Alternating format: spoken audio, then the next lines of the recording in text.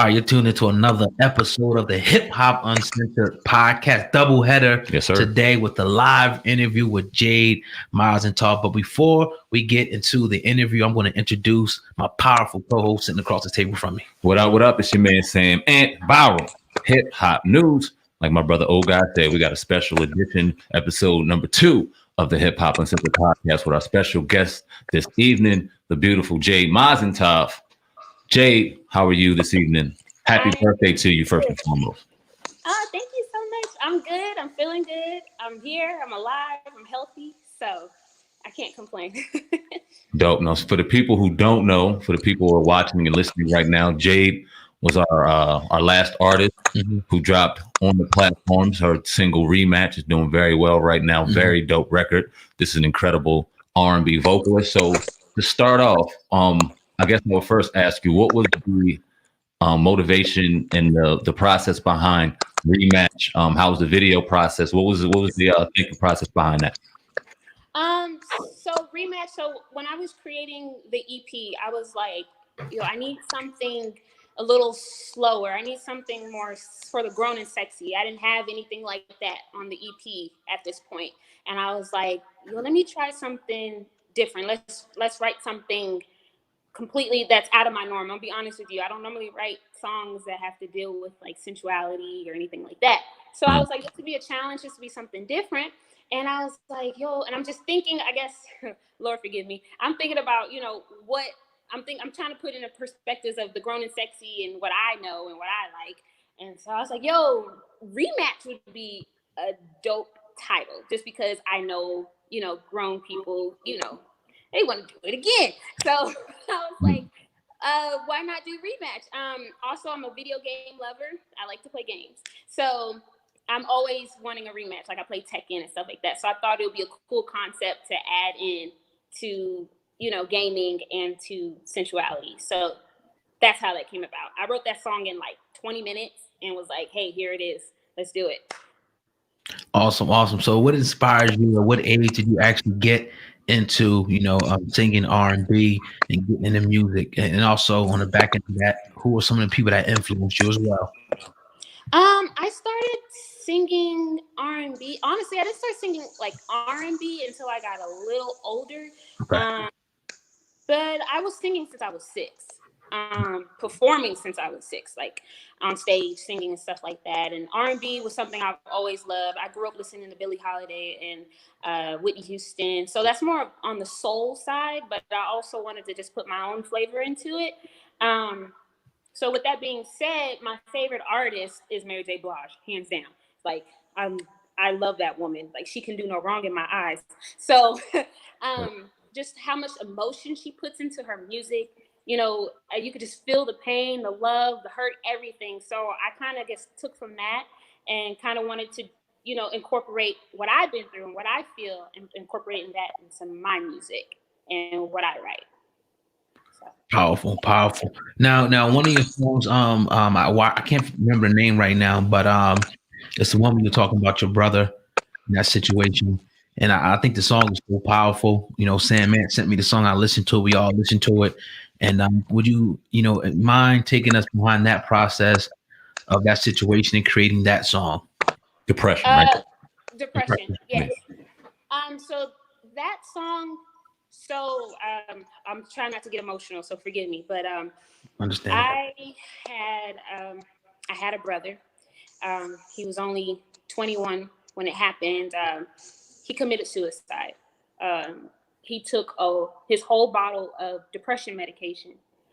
And I had found him in his room, laying across his bed in his own urine, because he, when your brain starts to stop functioning, you start to lose, control of with the things that you do. And so I found him there, and I was trying to wake him up. He wasn't responding, and I called the ambulance, and 2 days later they said that he's unresponsive. The only thing keeping him alive was the breathing machines.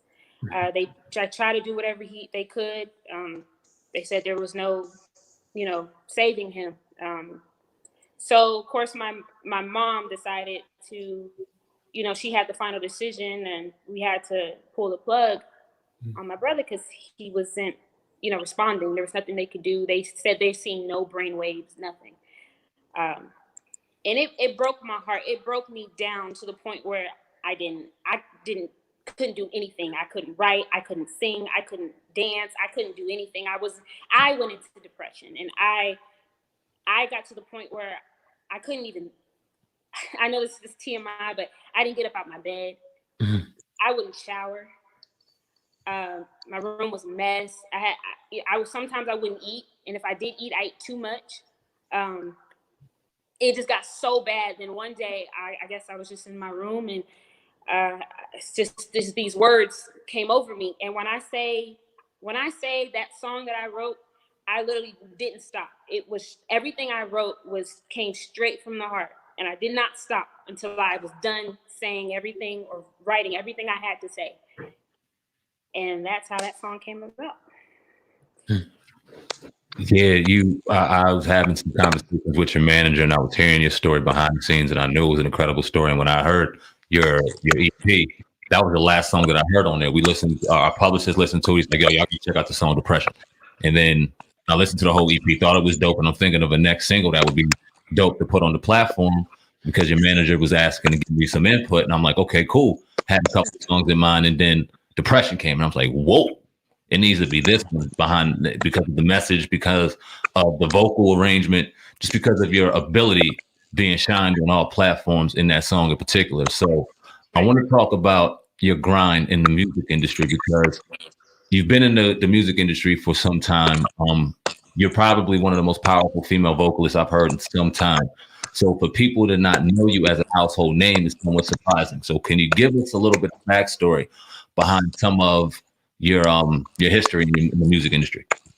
Yeah, for sure. So, like I said, I've been singing for a long time, and then doing voice lessons and just, you know, vocally getting ready, I guess, going through baby steps of artist development. My first, I guess, kind of big break was that I had worked with Q Parker from 112 and AP Factor out in Atlanta. And I had that opportunity to work alongside them, legends in the game. Of course, and thank you to them. They taught me so much, and so on and so forth. I mean, being in the industry it's hard. It's hard to break through, especially when, you know, yeah, you got competition, girls doing the same thing that I'm doing or trying to do what I do. So I've done that. I actually had the opportunity to go on Love and Hip Hop with Carly Red. That didn't go through, which is fine. You know, a blessing still came out of that. So, I mean, I've been working on up to the point where I even went to Nashville. I worked with a Grammy, someone who votes for the Grammy, and he heard the song, and, you know, he went to Nashville. And I mean, I've done a lot from point A to point B to point C, going to New York, you know, traveling, trying to get my music out there. I really don't know, to be honest with you, why I'm not a household name yet. If I'm being honest, I'm trying to stay humble about it. But, you know, at the end of the day, it's what I love to do. I love to sing. And I hope one day somebody will just hear, you know, my talent and would want to help me and push me to go to the next level. You know, it's not just singing that I can do, you know. I don't know if y'all looked into it, but I'm also a pole fitness instructor. So I do that, you know. I dance. I do other things. I'm an ex, you know, well, not ex, I'm actually a college athlete, you know, ran track my whole life, you know. So I just try to stay as a well-rounded, versatile artist, you know, and trying to break into the industry is probably the hardest thing I'm still trying to do. Absolutely, absolutely. Is there anybody, you know, speaking of that industry, that, you know, you would will be a desirable artist other than Mary J. Blige that you would like to, you know, work with? Ooh, I get this question asked all the time, and Timbaland will probably be a dream. Wow. Because fun fact, I met Timbaland when I was really, really, really young. He was at the K104 radio station out here, in the Texas area, DFW area. And my father, who is my biggest fan, had us waiting outside the radio station. There you go. Waiting, just sitting there. And I had got the opportunity to sing for Timbaland. I was young though. I was like, how old was I? Maybe 8, 9, I don't know. And I was singing. I was just doing it. I wasn't shy. I just went out there, started singing. I threw in the little dance moves, you know what I'm saying? Right. And he told me that, he said it out of his mouth, and then he could have just been saying it, but I doubt it. But he was like, yo, she's talented. Do you have any information on her? And at the time, back then, it was tapes, little those little tapes that you pop in the recorder. Yeah. My dad didn't have no CDs at the time. He had little tapes on me and, little flyers that, that you can get made. And he gave him this package and was like, here she is. And my dad was so starstruck that he forgot to ask for, Timbaland's number or whatever. So, Timbaland, if you're watching this, remember me. I was little. I would love to work with him. It would be a dream. That would be a dream. Where's the state of R&B to you? You're a traditional R&B singer. It's in your soul. I hear it in the bones. And when I say that, I don't mean that's what you started with, but when I hear the soul in your music, I think R&B screams traditional R&B to me. Where's the state of R&B to you? You said, where's the state of R&B? Like right now? Yep. Can I be honest? Please be honest. It's not the same. It's kind of slightly non-existent. Not saying that there's not artists out there doing it and doing it well. I think it's not getting enough love. I think right now it's all about rap. It's all about hip hop, which is great. You know what I'm saying? That's how we express ourselves. But as far as the R&B side, the real R&B side, the true soul and the art behind it, it's slightly non-existent. Of course, respects to, the artists that are still, trying to keep it alive, like Tank, LMI, Seven Streeter, because she's phenomenal. But I don't know. It's just like, I guess it's not being pushed as much. And I really wish it was more R&B artists that got more recognition for what they do, because R&B is not easy to sing. That comes from another place. You know what I'm saying? And they need more recognition for that, way more respect, because R&B is not easy. So it's there, but it's not there. It's in a state of emergency. Yeah. With that. Yeah, definitely. The Dallas music scene, how is that now? I know you got some rappers who have blossomed. I think his name is J Blige, a rapper, all types of singers from that area. We already know. How's that scene now for you? It's okay. It's very local. I do get asked all the time, hey, to come out to like poetry clubs and to perform. I've collabed with poets, and it's okay. I do wish there was more of a bigger platform for like female vocalists. It's mainly about hip hop and rap still too out here in Dallas. A lot of the rap artists, oh my God, they are really doing good out here. They are local, they're making their money. So, big ups to what they do, but I do wish it was a little bit more of a platform for vocalists, especially female R&B vocalists, a bigger platform. Don't get me wrong, we do have it out there, but it's not like, I would have to really sing like songs like Rematch or, more up-tempo, songs if I really want to be out there in a bigger crowd. You know what I mean? Absolutely. You kind of can't sit down nowadays and really just pour out your soul on the mic. You got to go to like a poetry club for that. Where do you see yourself in the next 5 years? What is your 5-year goal or your perspective looking at music in the industry? Where do you see your brand, Jade Massentof, in the next 5 years? I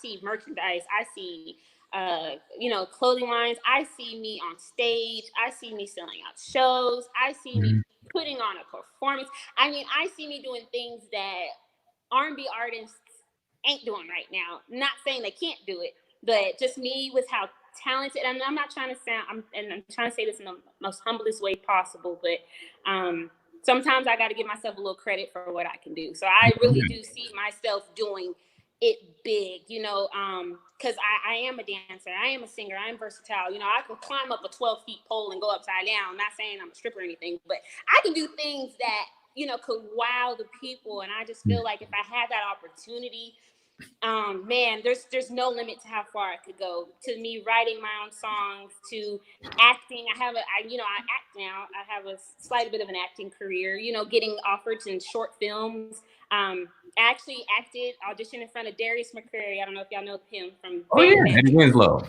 Yeah, he if you go on my Instagram, I have a picture with him, and he knew my story. He knew kind of about the song Depression, but I acted in front of him, and he told me to my face, he said, "You got it." So for me to hear that from an acting, and I don't, this was my first time ever having an acting audition, by the way. And for him to tell me that was like, wow, I really can do anything if I put my mind to it. So once I'm out at 5 years, I'm just going to be unstoppable because I can do anything and everything. There's no limit to what I cannot do. And our audience will be able to hear some of your range and some of what you can do once we drop Depression. That will be exclusively on Viral Hip Hop News and Hip Hop News Uncensored. And you can also follow Jade Massentof on her platform as well. Let me ask you this real quick. You talked about a couple questions back how hip hop is dominating the culture, it seems, and almost taking over the culture of R&B. There's very few traditional R&B artists out there. You call it a state of emergency, right? Does that almost in a sense make you sometimes want to dumb it down a little bit to kind of get into the industry and get your foot in there? How talk about the pressure and the thinking behind that, because I know it could be tough. It's hard. I'm gonna be completely transparent. I'm gonna be honest. Half those songs on my EP I didn't even want to do because I was being told you gotta dumb it down because this is what the people want. This is what the people are listening to.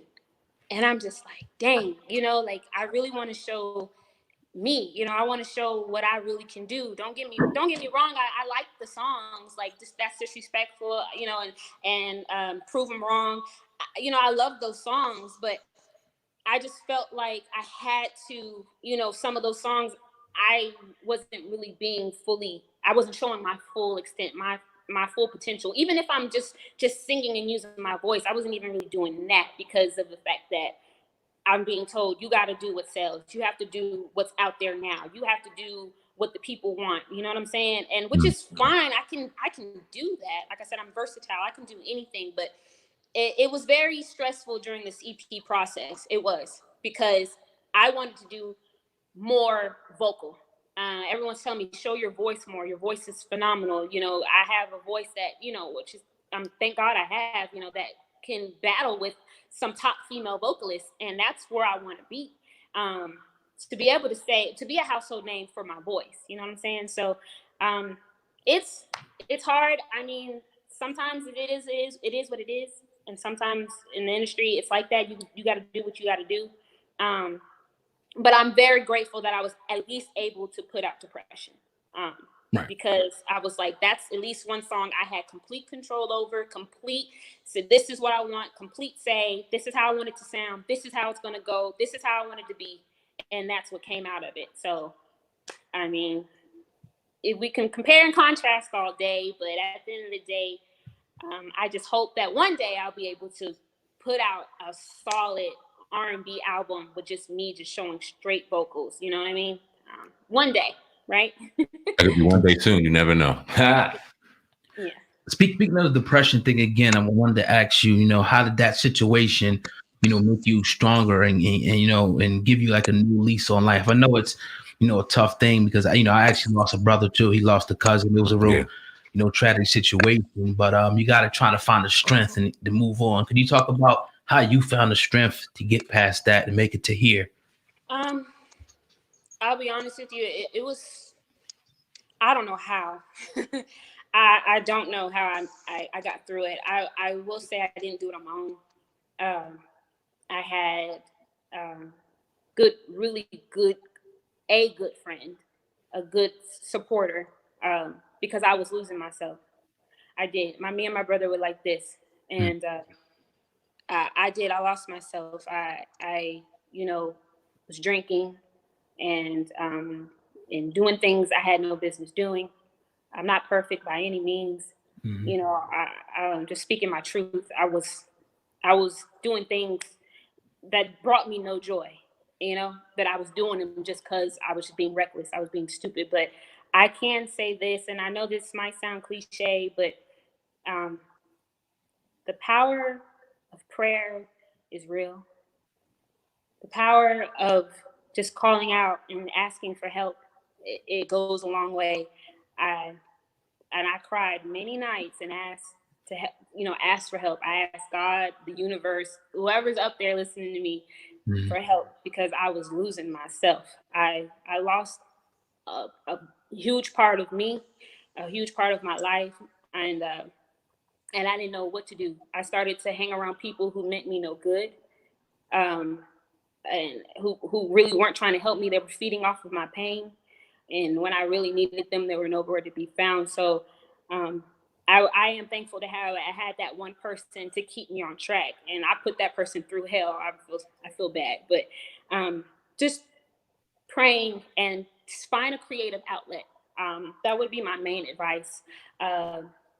Pole fitness was probably 40-50% of the reason why I still wanted to keep living, because I found something that I love to do, I enjoy doing, that I was able to get away from people. I know people have their own views on what pole dancing is, but you know, I believe it's art, and I found a creative outlet. Besides the song Depression, that was something I had that was mine, that I worked hard for, and I was able to move forward because I was able to put my pain through dancing and through learning a new skill. So definitely prayer and finding a creative outlet, something you can release all that negative energy on. You know, I did so good in pole. I won my first pole competition after only a year of pole dancing. You know, so Nice.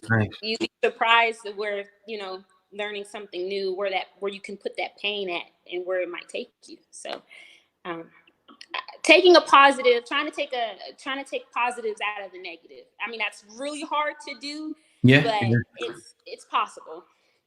Yeah. Powerful interview. Got my brain spinning right now because I'm an R&B singer. You got my brain spinning, but great interview. You guys check out Depression, or no, excuse me. You guys check out Rematch, which is out right now on all 3 platforms. Incredible song. And in the near future, very near future, you guys could check out Depression. Powerful song. Can't wait for you guys to hear it. Jade, it's been an incredible interview. On the way going out, can you please share all your social media handles, where they can find you on YouTube and things like that? Yes. So I made it easy for the people. If you want to follow me, message me, give me a shout out, anything like that, all you have to do on any platform is follow Jade Massentof, JadeMassentoff, on any platform. That's Facebook, Snapchat, Instagram, Twitter, YouTube. I'm the only person in the world with that name. So super easy, super simple. All platforms, Jade Massentof. Absolutely. Well, another powerful interview, very inspirational, great voice. Make sure you check her out. We appreciate you, spending this, 25 minutes with us today, and much success, in the future. Thank you so much. I thank y'all for having me. I hope y'all staying safe out here. It's crazy out there. Right. Yeah. Yeah. So stay safe, everyone. Just stay in the house. Wait till this blows over. Be safe. Be with your family and loved ones, because you never know. You never know. So, absolutely, definitely. Thank y'all so much. I appreciate y'all. Appreciate you. Happy birthday again.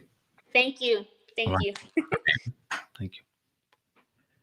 Another powerful one today, Sam, man.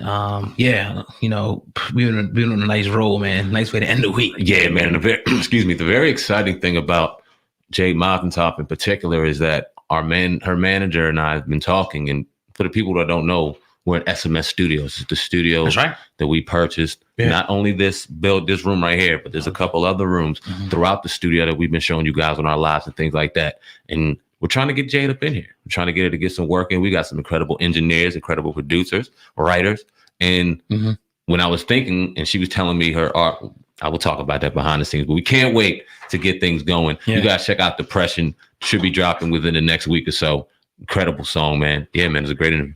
Absolutely. Well, definitely, man. If you listen to this on the podcast, hit the 5-star rating, and don't forget to subscribe to the Hip Hop Uncensored podcast. You can get more exclusives like this. All right, man. Y'all be safe out there. We'll be back next week. I'm telling you, make sure y'all subscribe because you never know. Never know. We got some stuff balling in the background, talking to a lot of different people, trying to finalize some dates. So that is what it is. Shout out to H-Town Life for C, Trey, Christopher Campbell, Third Degree Burns, holding it down today. Yeah, man. You know, I'm rocking out in the chat room and the other people that are going to listen to this later on. That's it, man. Viral Hip Hop News. I'm your brother, Oh God. Hip Hop News Uncensored. Together we are the Hip Hop Uncensored podcast. Over and out. Peace.